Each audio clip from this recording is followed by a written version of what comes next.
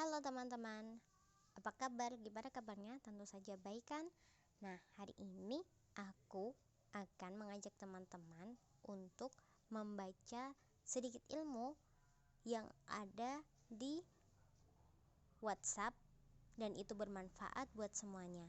Kebanyakan orang nggak mau untuk membaca artikel-artikel yang panjang. Mungkin dengan saya bacakan dan teman-teman mendengarkan bisa bermanfaat. Yuk kita masuk ya ke sebuah grup tentang anak. Kita buka langsung ya WhatsApp-nya. Nah, hari ini di dalam grup ABI, Ayah Bunda Institute. Nah, saya akan membacakan tentang anak laki-laki. Anak laki-laki. Dear Ayah Bunda, punya anak merupakan dambaan setiap orang tua. Tapi banyak yang melupakan bahwa anak juga bisa menjadi ujian. Berikut ini beberapa ujian punya anak laki-laki. Orang tua perlu memahami perbedaan karakteristik anak laki-laki sehingga tidak dengan mudah menghakimi anak laki-lakinya nakal, bandel, sulit diatur, dan lain sebagainya. Inilah ujian orang tua yang memiliki anak laki-laki.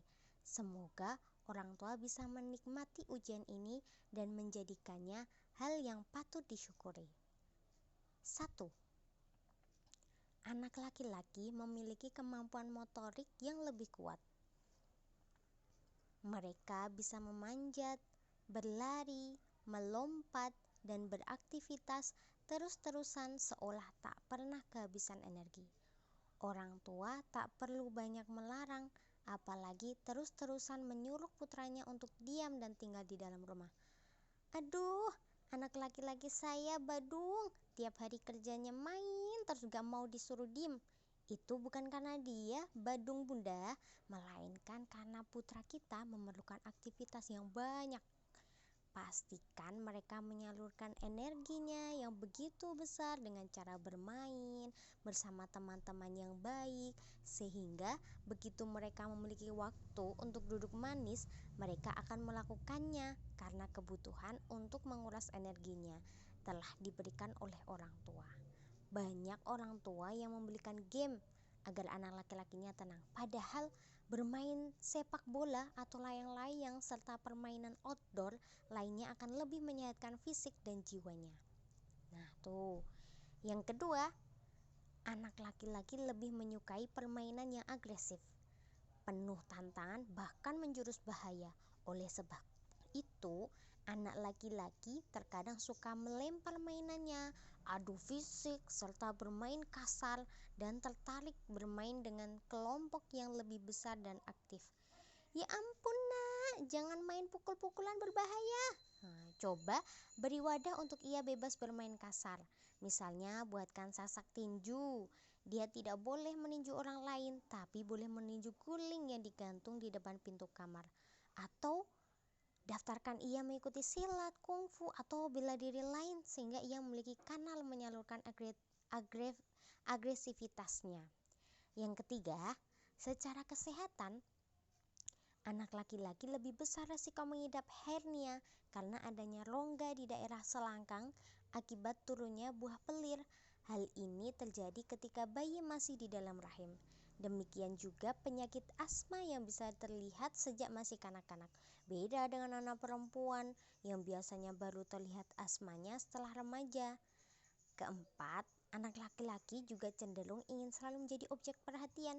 Dia akan selalu melakukan aktivitas agar orang lain memperhatikannya. Ketika bunda membersihkan rumah, dia akan ikut-ikutan merecoki agar diperhatikan. Ada baiknya jika ia diberikan tugas rumah agar ikut belajar bertanggung jawab. Jadi diajak aja untuk melakukan tugas rumah. Tidak ada salahnya mengajari anak laki-laki kita menyapu, mengepel, mencuci piring, bahkan mencuci dan menyetrika baju. Mereka itu senang loh kayak gitu. Yang kelima, dari segi psikologis, anak laki-laki cenderung lebih terbuka. Si kecil akan sering bertanya pada ibu dan ayahnya tentang apa saja yang dilihat di sekelilingnya. Maka tak perlu merasa anak kita itu berisik, rewel. karena secara alamiah ia akan melakukannya.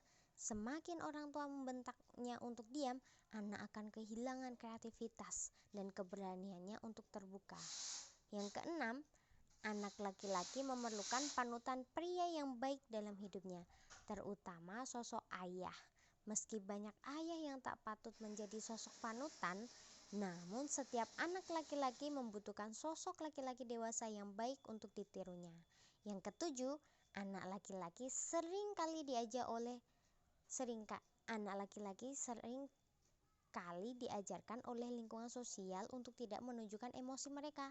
Seringkali anak laki-laki mencoba menahan emosi mereka yang sebenarnya dapat berdampak buruk bagi mereka.